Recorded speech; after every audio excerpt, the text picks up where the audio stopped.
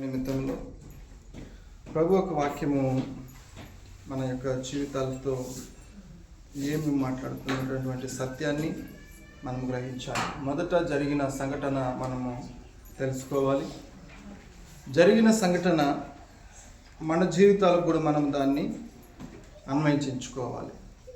ప్రభు వాక్యం ఎందుకు మనము వింటున్నాము? ప్రభు వాక్యం ఎందుకు వింటున్నాము? కథ ఇదే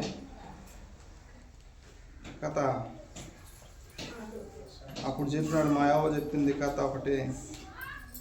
ఆ కథ ఇప్పుడు ఇసాగ చెప్పినాడు, అది ఒక కథ అనుకుంటే ఇది కథ కాదు. ఈ వాక్యాన్ని విన్నటువంటి మాటలు జరిగిన సంఘటనల్ని ఈరోజు పరిశుద్ధాత్మ దేవుడు మనందరికీ తెలియచేస్తున్నప్పుడు, పరిశుద్ధాత్మ దేవుడు మాట్లాడినటువంటి ఆ మాటలు జరిగిన ఆ సంఘటనలు ఈరోజు మన జీవితాల్లో ఉన్నాయా? మన జీవితాలు అలా జరుగుతున్నాయా? మన జీవితాల్లో ఏ విధంగా మనం ఉన్నాము అనే విషయాన్ని బట్టి పరిశుద్ధాత్మ దేవుడు ఈ బైబిల్ గ్రంథంలో ఉన్నటువంటి ఉన్నతమైనటువంటి మాటల ద్వారా మన జీవితాలతో ఆయన మాట్లాడతాడు.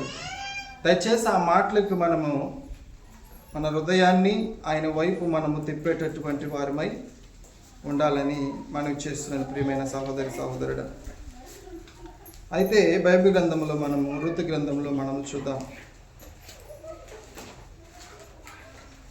ఋతు గ్రంథం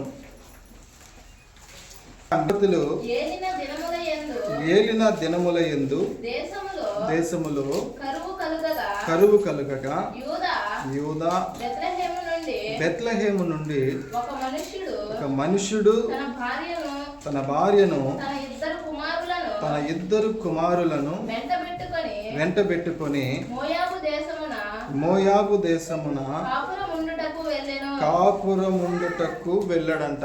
ఎక్కడ ఆయన వారు ఎక్కడ జీవిస్తున్నారనంటే బెత్లెహేమ్ అనేటటువంటి గ్రామంలో, ఆ బెత్లెహేమ్ అనేటటువంటి ఊరిలో వారు నివసిస్తున్నప్పుడు ఆ దేశంలో పెద్ద కరువు వచ్చిందంట. అసలు తినడానికి ఆహారం ఎక్కడా కూడా దొరకని పరిస్థితి ఆ యొక్క ప్రదేశంలో, ఆ దేశంలో కలిగిందంట.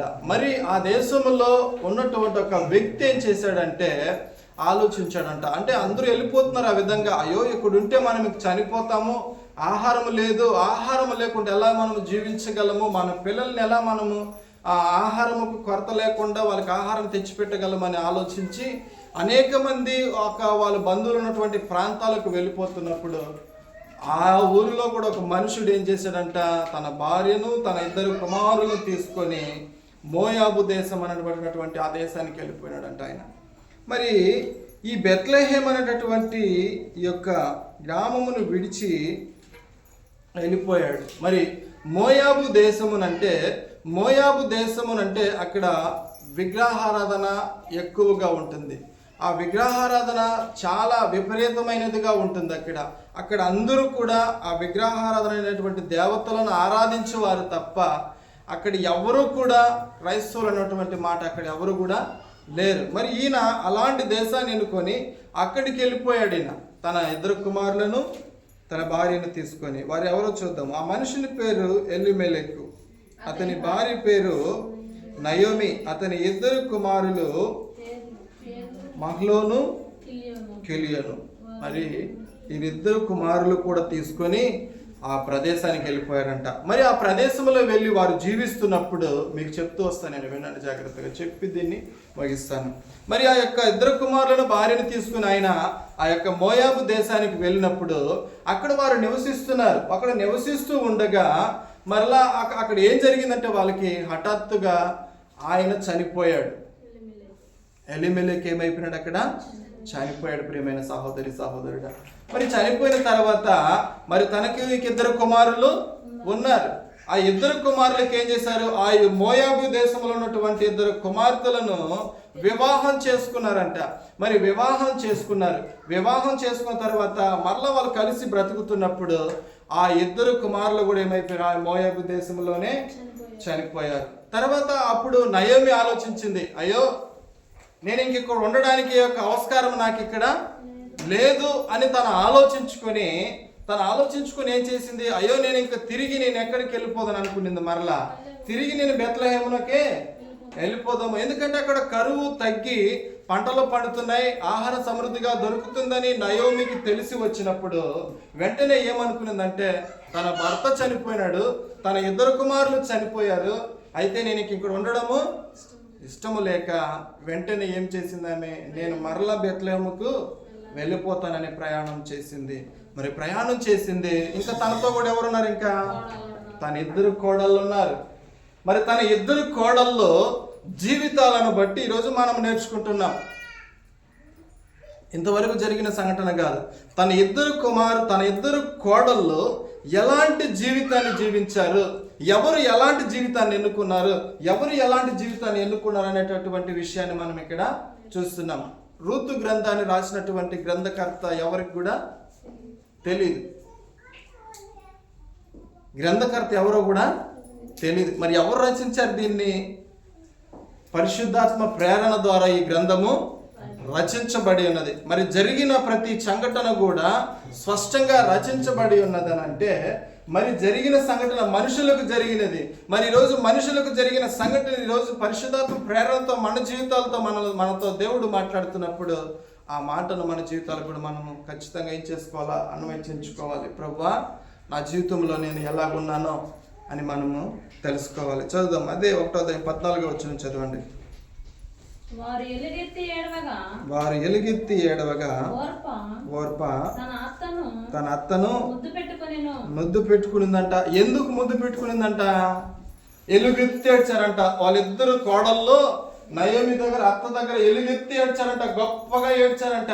మరి గొప్పగా ఏడ్చి తన 2 కోడల్లో ఒక ఆమె ఏం చేసిందంట, ఆమెను ముద్దు పెట్టుకునిందంట. ఎందుకు ముద్దు పెట్టుకొని ఉంటుంది ఆమె? బాగా ఆలోచించాలా. ఎందుకు ముద్దు పెట్టుకునింది ఆమె? అత్త, నువ్వు చాలా మంచిదానివి, అత్త, నీకు మించినట్టు అత్త ప్రపంచంలో ఎక్కడ కూడా లేదు అని అంటే తను చెప్పినటువంటి ఒక విషయము ఆమెకి ఇష్టకరంగా ఉన్నింది. ఆమె చెప్పినట్టు ఒక విషయము ఆమెకి ఎలా ఉన్నింది? బాగా ఇష్టంగా ఉన్నింది. రూతు నయోమి ఏం చెప్పిందంటే, అమ్మా, నేను ఇంక నా దేశానికి నేను వెళ్ళిపోతున్నాను, నేను ఇప్పుడు మీకు కుమారులు నేను తెచ్చివ్వలేను. ఒకవేళ నేను ఇప్పుడు ఏమన్నా వివాహం చేసుకుని నాకు కుమారులు పుట్టి ఆ కుమారులు ఎదిగి పెద్ద అయ్యేంత వరకు మీరు ఉండగలరా? ఉండలేరు. మీరు ముసలి వాళ్ళు అయిపోతారు ఎప్పటికీ. అందుకనే మీతో నేను చెప్తున్నది ఏంటంటే, మీరు ఇక్కడి నుంచి మీ అమ్మగారిళ్ళకి మీరేం చేయండి, వెళ్ళిపోండి, మంచి యవనస్తులు చూసి వివాహం చేసుకోండి, మీరు మంచిగా బ్రతకండి అని తన కోడళ్ళు ఇద్దరికి చెప్పినప్పుడు ఆ కోడలలో ఒక కోడలకి ఏం చేసిందంట, ఆ మాట ఇష్టపడిందంట. అబ్బా, మన అత్త ఎంత గొప్ప మాట చెప్పింది అంటే దీంట్లో మంచి అనేది లేదు, చెడు లేదు.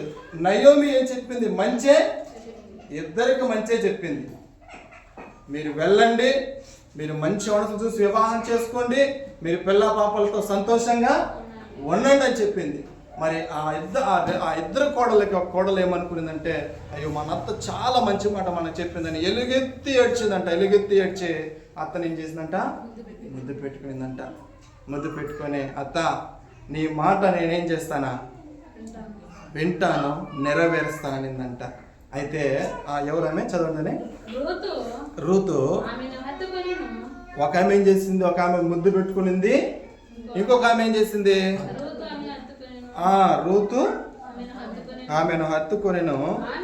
ఆమె, ఇదిగో నీ తోడి కోడలు తన జనుల యొద్దకును తన దేవుని యొద్దకును తిరిగిపోయినదే, నీవును నీ తోడి కోడలు వెంబడే వెళ్ళిపో. నువ్వు కూడా ఎవరెవరి దగ్గరికి వెళ్ళిందంటే, ఆమె ఆమె జన్మ యొద్దకు వెళ్ళిపోయింది. ఆమె పూజిస్తున్న దేవుళ్ళ యొద్దరికే తిరిగి మరలా ఎక్కడికి వెళ్ళిపోయింది? ఆమె వెళ్ళిపోయింది. మన ప్రభువాక్యము తెలియచేస్తుంది ఏంటంటే, ఆ ఇద్దరి కోడలలో ఎవరు ఏ రూటుని ఎంచుకున్నారు, ఎవరు మోక్షాన్ని ఎంచుకున్నారు, ఎవరు మరలా తన పాప జీవితానికి తిరిగి వెళ్ళారనేటటువంటి సందర్భం అక్కడ ఉంది. ప్రియమైన సహోదరి సహోదరుడా, మరి రూతు ఏమంటుందో చూడండి అక్కడ. అందుకు రూతు, నా వెంబడి రావద్దనియు, నన్ను విడిచిపెట్టమనియు నన్ను బతిమాలు కొనవద్దు. ఏమనకూడదు అత్త, ఏమనబాక నువ్వా. నన్ను రావద్దనియు నీ వెంబడి నన్ను రావద్దన్న మాట నీ నోట రాకూడదు. నన్ను విడిచిపెట్టి వెళ్ళిపోమా నువ్వని నీ నోట ఆ మాట కూడా ఏం చేయకూడదా, చెప్పవద్దు. చెప్పబాక నువ్వు. ఎందుకు ఆ నిర్ణయం తీసుకుంది? నయోమి దగ్గర ఇంకెవరైనా కుమారులు ఉన్నారా? వివాహం చేసుకోవడానికి ఎవరు కుమారులు కూడా లేరు. రూతు కూడా ఇంకొక ఆమెలాగా తిరిగి వెళ్ళిపోతే ఆమె కూడా సంతోషంగా తన అమ్మోళ్ళ ఇంట తన దేవుళ్ళ ఇంట ఏం చేయొచ్చు, మరలా సంతోషంగా జీవించవచ్చు. అయినను కూడా రూతు ఏమి ఎంచుకున్నదనంటే, రూతు ఎందుకు తన అత్తను విడనాడకుండా ఎందుకు తననే వెంబడిస్తున్నదనంటే, ఆమెలో ఉన్నటువంటి ఆలోచన వేరు. మొట్టమొదట వెళ్ళిపోయినటువంటి కోడల ఆలోచన వేరు. చదువుమా. నీవు వెళ్ళు చోటికే నువ్వు వెళ్ళు చోటికే నేను వచ్చేదను. నేను వచ్చేదను. నీవు నివసించు చోటనే నీవు నివసించు చోటనే నేనను నివసించేదను. నీ జనమే నా జనము. నీ జనమే నా జనము. నా జనము. నీ దేవుడే నీ దేవుడే దేవుడు. నా దేవుడు. నీవు మృతి పొందు చోటన నువ్వు మృతి పొందుతావు చూడు. నువ్వెక్కడ చచ్చిపోతావు చూడు, నేను ఆడే మృతి పొందు. ఆడే చచ్చిపోతా. ఆమేన్. ఆమేన్. ఎందుకనంటే ఇక్కడ అత్త గురించి కదా మనం ఆలోచించాల్సింది. నీ దేవుడే నా దేవుడు. హల్లెలూయా. ఆమేన్. దేవుడు గొప్పవాడు. ఇక్కడ అత్త కాదు, గొప్ప కాదు. అత్త చెప్పిన మాట కాదు గొప్పది. రూతు ఎవరిని ఎన్నుకుందంటే, నీ దేవుడే నా దేవుడు. నువ్వెక్కడ చచ్చిపోతే నేను ఎక్కడ చచ్చిపోతా. ఈ మాటను మనం గమనించాలి ప్రియమైన సహోదరి సహోదరుడు. మనుషులు, కీర్తన గ్రంథం అంటది, మనుషులను నమ్ముట కంటే యెహోవాను ఆశ్రయించుట మేలంటది. ఎందుకంటది? తన అత్తను నమ్ముకొని పోలేదు. అత్తను నమ్ముకోపోలేదు. ఆమె అనుకున్నది ఏమనుకున్నదంటే, అత్త నువ్వెక్కడికి వెళ్తే అడకొస్తాను, నువ్వు ఏ దేవుణ్ణి ఆరాధిస్తావో ఆ దేవుణ్ణి